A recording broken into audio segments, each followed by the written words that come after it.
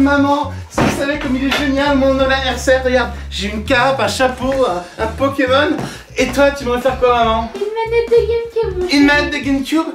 Mais non, c'est une manette toute noire, toute moche. Mais le vendeur m'a pourtant dit que c'était une manette de GameCube. Mais non, mais la GameCube elle est violette et la moche elle est en noir, c'est pas les mêmes. Si, à part la couleur, c'est les mêmes. Mais non. Mais si. Mais non. Mais si. Mais non. Mais si. Mais non. Mais si. Mais non! Oh, bonjour et bienvenue dans le Casual Corner.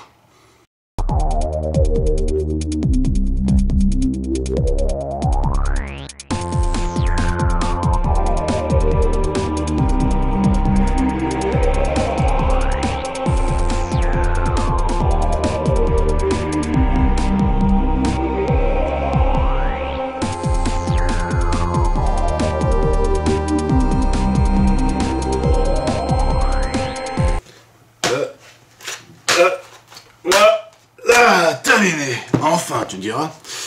Qu'est-ce que je peux faire maintenant? Oh, est-ce que Half-Life 3 est sorti?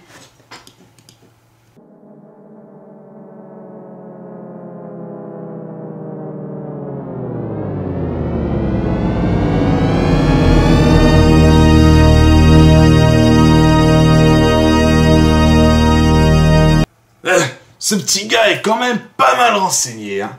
Oh, un appel. Bonjour, je suis bien au magasin de jeux vidéo. Oh, bonjour monsieur et bienvenue au Casual Corner. Qu'est-ce que je peux pour vous?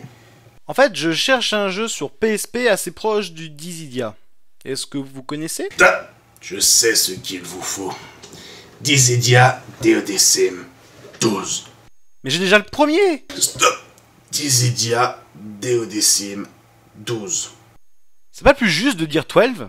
J'ai dit 12. D'accord. Vous l'avez ce jeu? Et si vous voulez, j'ai même l'édition collector. Et qu'est-ce qu'elle a de plus, cette édition collector? Si vous voulez, j'ai une petite cassette explicative à ce sujet. Je vous la mets. La cassette. Salut à tous, bande de chocobos, et bienvenue pour ce nouvel épisode du Casual Corner, avec aujourd'hui un jeu un peu spécial, Dissidia Duodecim 12, qui est la préquelle du jeu qui est sorti après le premier jeu. On fait pas de la merde chez Square Enix, hein. Et donc, dans ce nouveau jeu, nous avons 6 nouveaux personnages, dont la fantastique et magnifique Tifa Lockhart. Ah, Tifa enfin bref, c'est pas ça, autre chose. Donc dans ce jeu, dans cette magnifique boîte de collector, nous avons une boîte en carton. En effet, la chose pourrait être sympathique, même si elle pourrait être un peu plus grosse. Au moins nous avons une boîte en carton et pas une boîte en plastique, on a juste 2 vignettes et 2 autocollants de merde à l'intérieur. Donc la vignette, c'est assez coloré à l'extérieur, mais à l'intérieur, ça passe, mais c'est sympathique quand même. À part l'étiquette de merde là, que j'arrive pas à enlever. Putain, mais t'es vraiment trop con de pas savoir enlever ça, merde! Et donc à l'intérieur nous avons... Oh putain mais ça se déchire. Bah non c'est des cartes. Enfin bref on s'en bat les couilles. Donc à l'intérieur nous avons une sorte de micro-lithographie assez intéressant. Le problème c'est le trait au milieu qui est assez moche mais qui ne permet pas de se déchirer. Mais c'est assez moche tout de même.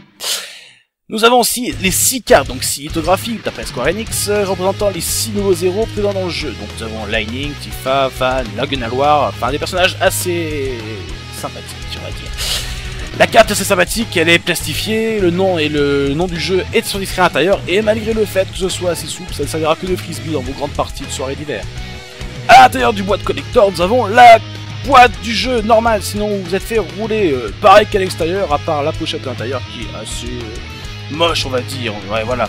Ensuite, nous passons à l'intérieur, et qu'est-ce que c'est? Bah non en fait, c'est juste de la pub pour pouvoir s'acheter... des nouveaux vêtements pour nos personnages et 50% de réduction sur Final Fantasy 1 sur PlayStation Store. Dommage que j'ai acheté ce jeu il y a quelques mois version boîte. Et le 2 aussi. Et bien sûr le 4. Mais ça c'est pas grave. Merci Square Enix pour des idées aussi intelligentes.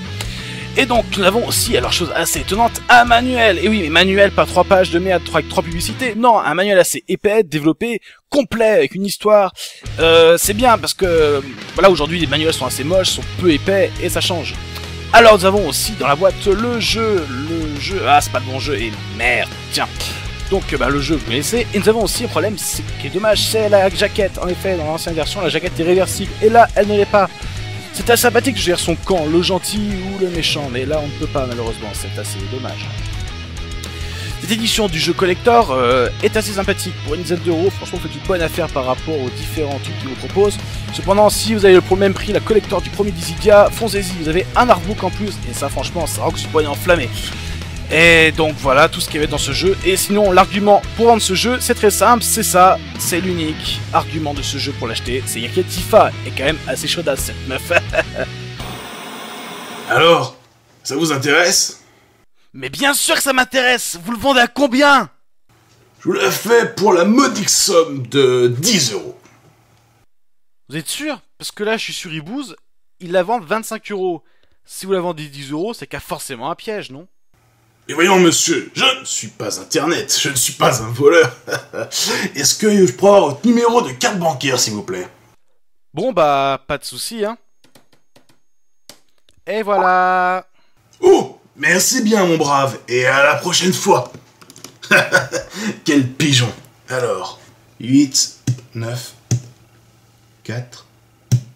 Attends un peu, c'est la mienne?